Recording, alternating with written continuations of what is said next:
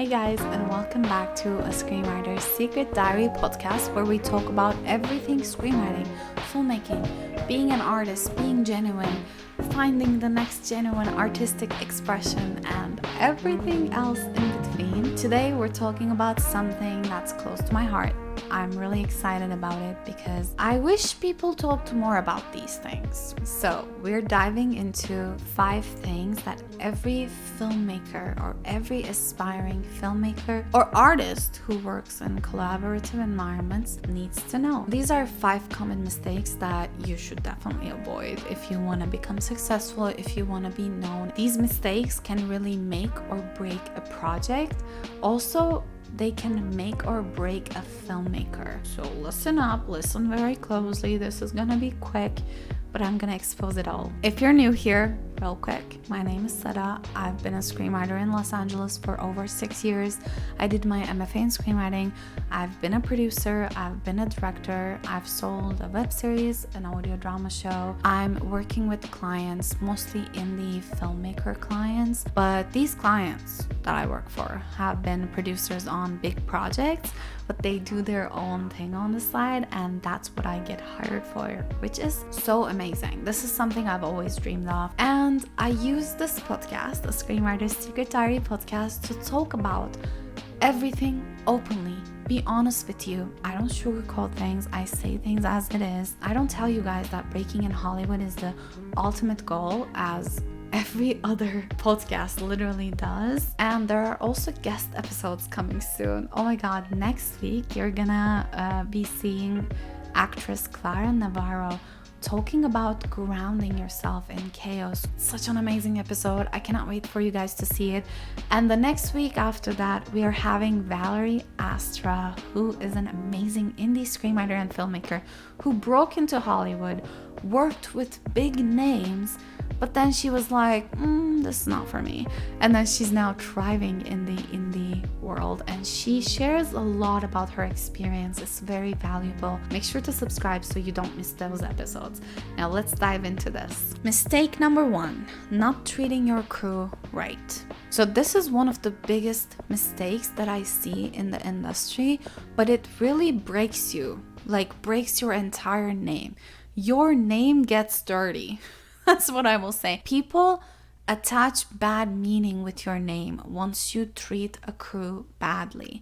For example, my friends in the camera department, they won't work with people again if they've been treated badly. For example, one of my friends is a vegetarian, and she keeps getting this piece of banana and a side salad in one of the sets, and she badmouths about it. So now you are the bad person. Your production name is not clean, and people know you from name. Now I know that production. Now when I see their projects, I'm like, oh, they treat their crew like shit. So now your name is in the mud. It's really, really important to me that you treat people right. Not only because your name is gonna get bad rep, but also because, like, be a human being. These people work for you on set for 12 hours. Treat people right. If you're hiring a writer, for example, I see some clients who hire me and they treat me like shit. I'm like, I'm done with you. I don't want your money. Goodbye. And then another client would be like the best client ever, who would treat me with respect, and I will treat them with respect. And we have this mutual understanding that we're both artists, we're both humans, and we treat each other right. Then I would want to work with you again and again and again. At this point, there's one client that I will not answer the phone for because I know he's just not a good person, and I'm not gonna work with you. So make sure you treat people right. Even actors, for example, they quickly get a bad rep if they're treating the makeup artist bad, or other people bad. If they're like looking down on other people on set, they won't get hired. You will see a lot of TV shows, for example, big TV shows, they write off a character. Why? Because mostly the actor was shit. The actor was treating everyone bad. They don't want that anymore. They don't want their people to deal with that person anymore.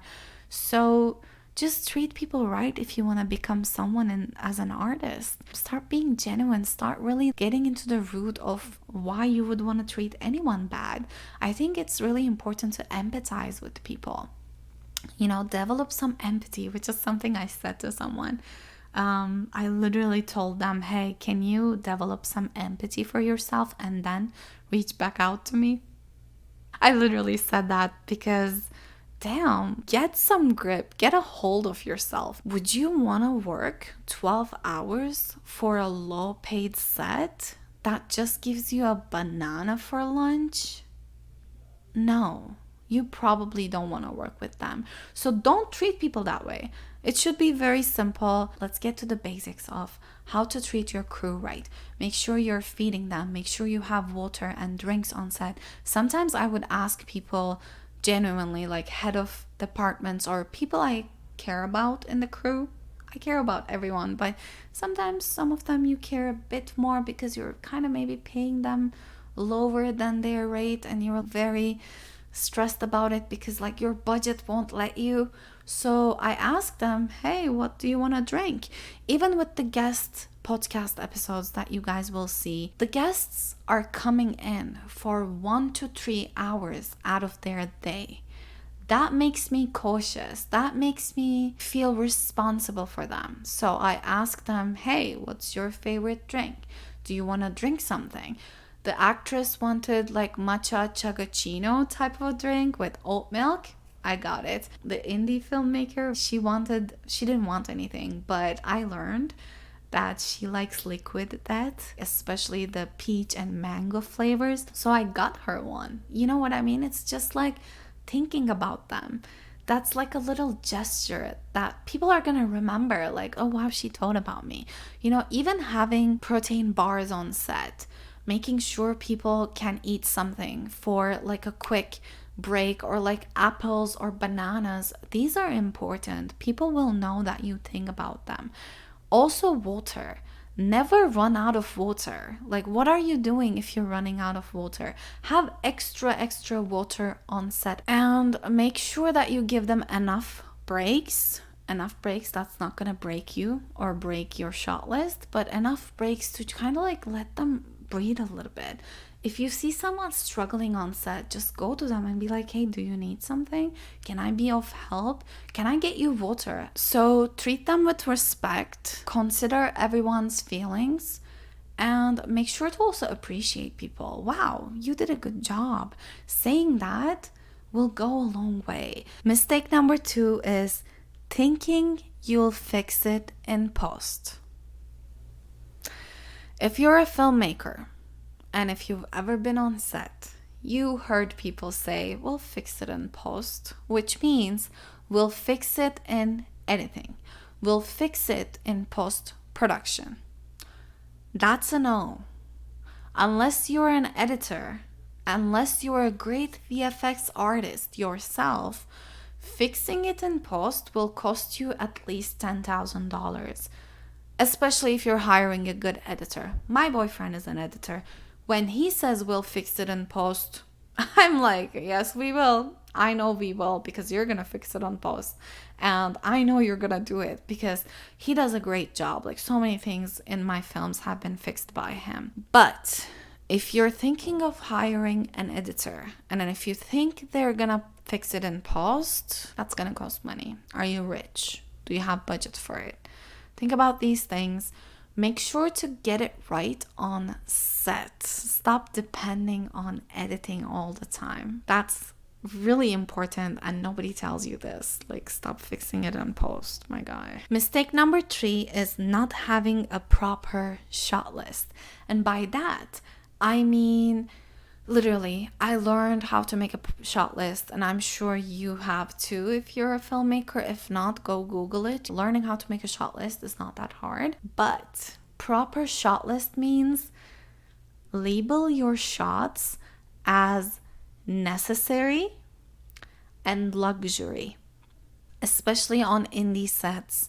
You cannot have every single shot as necessary. You really have to label some of these shots as luxury. So for example, you have a scene where 2 people are talking and you have a master, you have 2 OTS. That's the coverage. That's the necessary coverage. Those 3 shots are necessary. But let's say as a director, you thought about this shot where we go close to one of the characters as they are crying or something because we want to have that POV shot or whatever you're thinking about. That's a luxury. You will get it if we have time. That's how I think as an AD sometimes, or a producer. If we have time, we will get the extra luxury shot. This will save you a lot of time on set because you will make sure that you have necessary coverage of a scene. And after that, as a director, you will go to your AD and be like, hey, do we have more time for this scene? And if they say we actually have 10 more minutes, you'll be like, great, maybe I can pull this off in 10 minutes. And then you just go. Or you have 1 hour, you're like, okay, let's get both luxury shots and let's do this. Like, that's amazing. As a director, I always had my luxury shots. If you watched the web series Here We Are, you will see that some scenes were just coverage because we didn't have time. But some scenes we have a different shot that's like moving and very, very interesting. That was a luxury shot because we had time. Keep that in mind. Mistake number 4 is underestimating the time it takes to get the first shot. You have to keep in mind that getting the first shot takes a lot of time because let's say you are on location at 8 a.m. Some people are late, 8:15 a.m. Carrying the fucking equipment inside, 8:45 a.m., mostly 9 a.m. Managing the equipment, 9:15 a.m. Starting to build the camera, 9:30 a.m. Starting to set up the location and the lights and the PD, production design, 10 a.m. At this point, like 10:30 a.m., probably 11 a.m. So if you start at 8 a.m., you're going to get the first shot at 11 a.m. Let's be honest here, okay? Filmmakers, like, don't tell me you've experienced a set where you arrive there with equipment and get the first shot in like 20 minutes. There's no way. So start planning with that in mind. Be realistic. If you have the equipment already in there, if you were shooting from the day before, then yes, maybe 30 minutes to 1 hour, you will get the first shot of the day. But if you're carrying equipment inside and setting up everything and everyone is trying to settle down, grab breakfast, think about what they're gonna do next and blah, blah, blah, then you have to give them time and you have to schedule accordingly. Don't rush people. They're already rushing. Like, it's already 3 hours with people rushing and going crazy and trying to get their job down in 20 minutes. Put your first shot to 2 to 3 hours later. So that way you're more realistically looking at the whole schedule. Also, if you try to rush through the first setup, you're setting the tone for the entire set to be like go, go, go, go, go, which it is, you know, sets are usually like go, go, go. But also you wanna get some flexibility in there. You wanna show people that you can make time for their well-being instead of being like, this has to be ready in 20 minutes, go, go, go. Those types of ADs actually stress people out even more than ADs who are like, okay, how much time do you need for this setup? 30 minutes? Okay, let's try to do it in 25 minutes if possible. Something along the lines of that will really, really help people. Mistake number 5 is ignoring your actors, especially as a director. You cannot be ignoring your actors. I have a lot of actor friends who are like, director didn't even give me note. I just kind of stood in front of the camera and delivered my lines as best as I can. That's not why you're there for. Like, as a director, you're there for the actors. You're there for the entire project. You're trying to get the best shots ever. But at this point, you're on set, focus on your actors. While people are setting up, you go outside, check out the video about directing actors. If you're a director, you have to check that video out. Go outside and do some acting exercises, talk to your actors, make sure to build this genuine connection with them. That's so crucial for the success of your film. It's very important. You don't want to be that director who ignored your actors. Nobody will ever want to work with you. I have so many actors who worked on my projects. I don't want to sound egoistic. This is something that I observed. They're dying to work with me again. Anytime there's another production, they're like, we'll work for you free. I'll act for you free. Because they genuinely enjoy working with me. Because they feel alive. They feel like they're doing something for the art and the feelings of it all. So definitely check out that directing video, because that's where I talk about exactly how you can get that from actors. You can get that amazing performance that you are looking for. Those exercises, those little tricks will definitely help you as a director. So don't ignore your actors. In fact, make sure you're spending some time with them. Take the time during setup to spend time with them. Don't be your AD. Let AD be AD. Go do your directing. Go direct your actors. Stop directing the camera.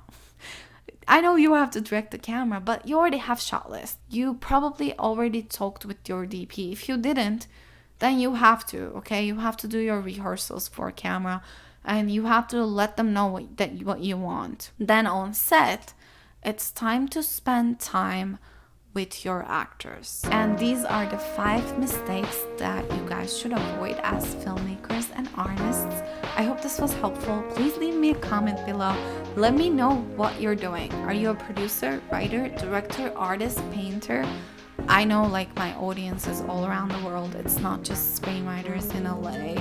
It's actually like so many people. I can see it all around, like Netherlands, India, China. You guys are everywhere. Thank you so much for tuning in to a Screenwriter's Secret Diary podcast every Wednesday with me. I really appreciate your time. So let me know. Take the time to go to YouTube if you're listening to this on Spotify or Apple Podcast. See my face, see my genuine connection and gestures, and let me know in the comments below what you're up to these days. I would love to get some feedback, and thank you guys so much. See you next time.